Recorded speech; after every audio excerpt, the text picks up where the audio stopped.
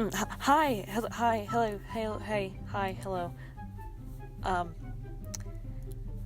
I guess I'm back. Jace isn't here with me this time. He's too busy dissecting something or whatever in anatomy. So I guess it's just me. I mean, someone's got to bring you on the first and probably last annual animated Star Tour. So, buckle your seatbelts because... Wait, do rockets have seatbelts? I mean, they've got to, right? Like, they have... Let me just... Yeah, okay, yeah. Buckle your seatbelts and get ready for a trip through the stars. First up is Earth, actually. We're not leaving yet. Oh, what? Loser! Get out of here. We might as well just leave. I know, but before we learn about the stars, we need to know how we even got to this point. How do we know what we know about space and the stars? What about our own star, the sun? We need to take a history stop first.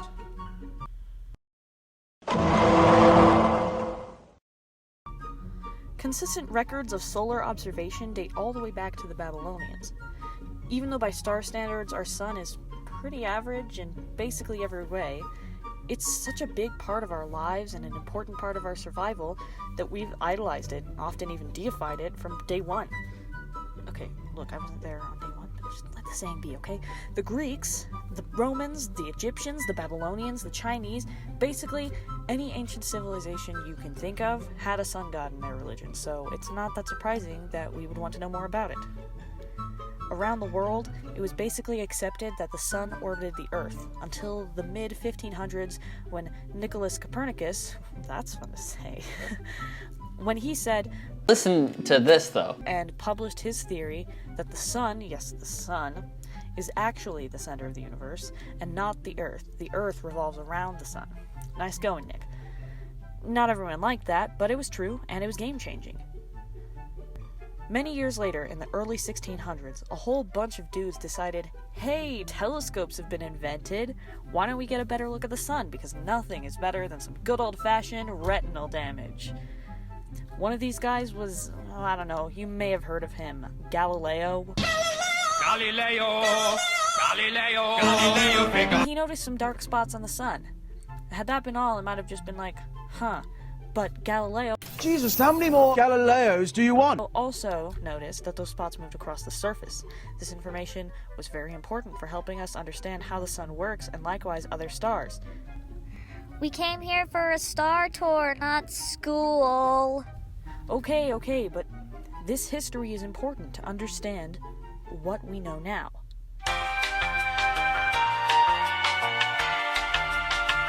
Okay, here we are. Where's the rocket? Yeah, we didn't have enough left in the budget to get a rocket, so we're in my backyard instead, to look at some constellations. Boo! What the heck? Why did I even come here? It's complete Oh scam. my god. I'm going home. What the heck? This is so lame. So dumb. Hey, relax. It'll be fun.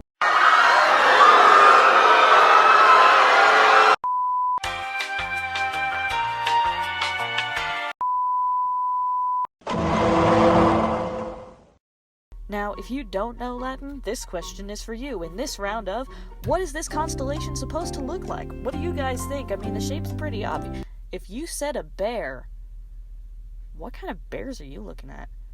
But you'd also be correct.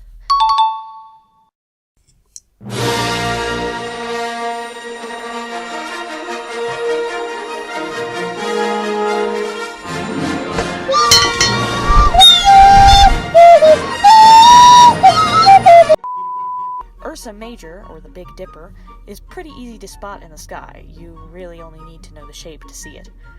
Ursa Major is actually seen as many different things in different cultures, but the most well-known is the ancient Greek myth of Callisto. Callisto was a beautiful woman who captured the attention of men and gods alike. Zeus, the king of the gods, couldn't control himself and had an affair with her, which is pretty on par for Zeus. Unfortunately for Callisto, now pregnant with Zeus' demigod child Argus, Zeus' wife Hera was the goddess of marriage, and she was pissed. In some versions of the myth, Zeus transformed Callisto and Arcus into bears to protect them from Hera's rage, and in other versions, Hera turned them into bears as the punishment. Either way, they're bears now. Now it's time for our Star Showcase. The winner of the Star Showcase is Merrick, aka Beta Ursae Majoris, which is way too much to say. The name Merak comes from the Arabic al-Marak, meaning the flank or loin, referring to the bear's flank. Anyway, Merak was formed almost 500 million years ago, and it's almost 3 times the size of our own sun. It's pretty far away too, 79.7 light years away. It's like Ursa Major, but it's small. It's a small bear. And yes, it resembles a bear just as little as Ursa Major does. It comes from the same myth, this guy being Arcus and Major being Callisto. If you can find the Big Dipper, you can find the little one. By following Merrick and Dubhe, stars on the opposite side of the Dipper's handle, in a straight line, you will run into Polaris, or the North Star. Speaking of Polaris, but not saying that it is because it could be anyone, you know, it's the winner of the Star Showcase is... It's Polaris. How could we not? Polaris' name comes from the Latin phrase Stella Polaris, or the pole star. Super creative, I know. Our view of the stars from Earth revolves around Polaris, so it will always be in the same spot in the north, hence the name. However, it hasn't always been the North Star, and it won't be forever. But it has been long enough for humans to basically depend on it for centuries of navigation. And no wonder, because it's so bright and easy to see. Following it is not a problem, or it wasn't before light pollution. Polaris is 323 light years away from us, but it's a whole 46 times bigger than our sun. That is huge. And with Leo, we have another episode of What is this constellation supposed to look like? What do you guys think? I mean, this is what it looks like, but what do people all those years look up and think about? If you said a lion, then you either know that Leo is the Latin word for lion, or I need to feel really bad for those legless lions you're used to seeing. Jesus.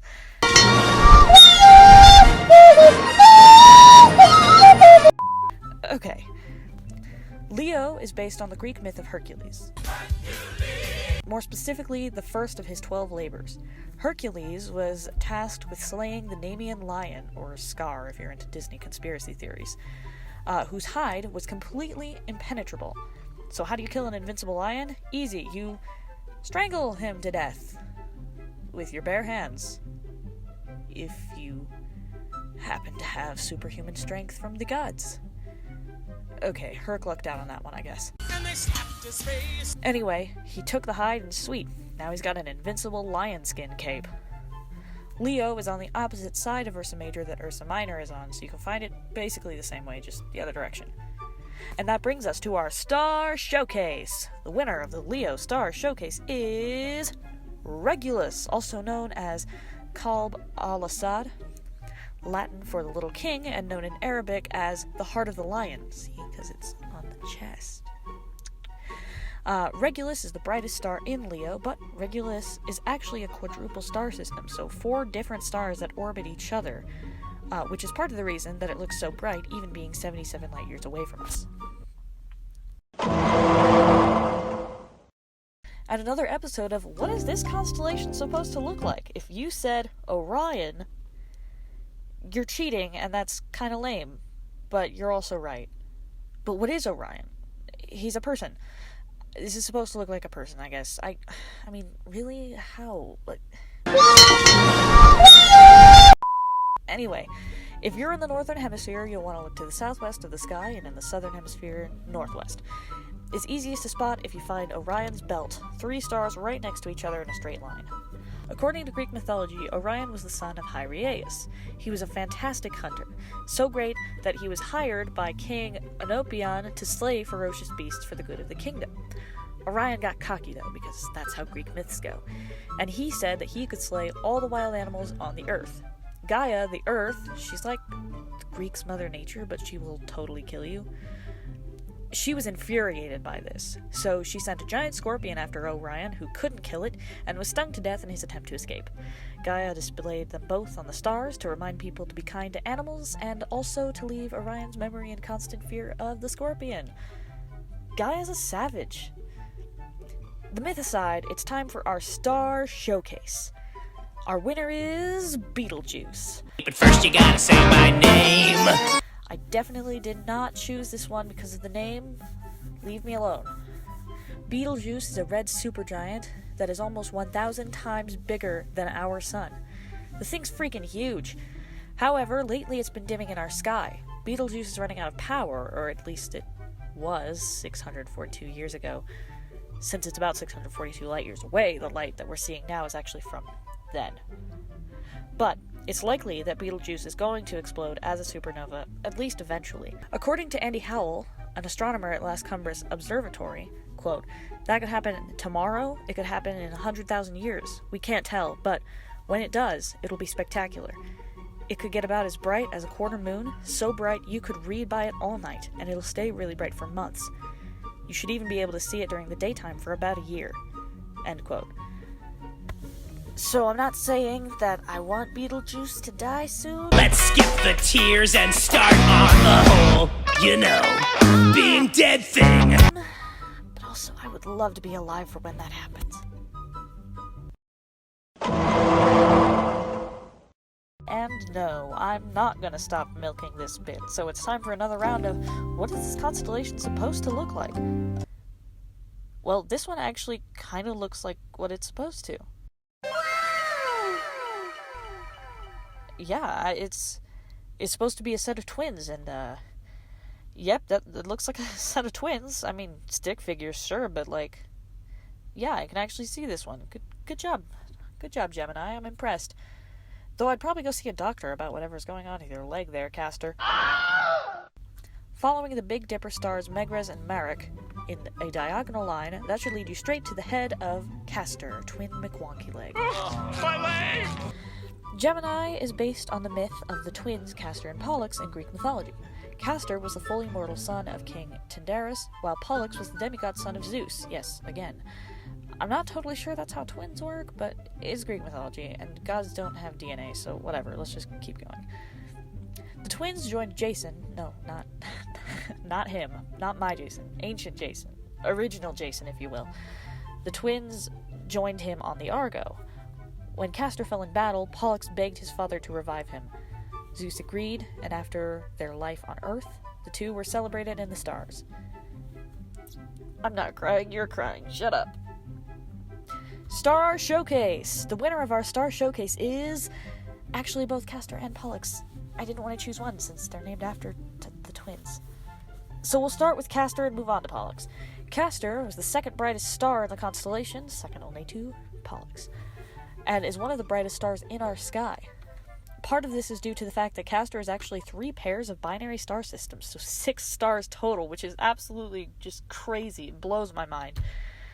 Pollux, the brightest star in Gemini, is only 1 star, but it's about 20 light years closer than its twin Pollux, who also has...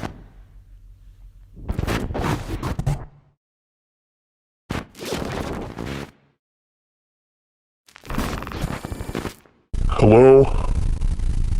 Hello? Is this thing on? Hola? Prueba de prueba? Hola? Testeo? Testeo? C'est quoi? C'est quoi ça? Yisid? Kniet no bud? Okay. Well, this is a breach of interplanetary information. Sorry, can't listen to the rest of this animation, at least not until the end of the semester. Now, excuse me, I have an abduction to perform. It's gonna blow the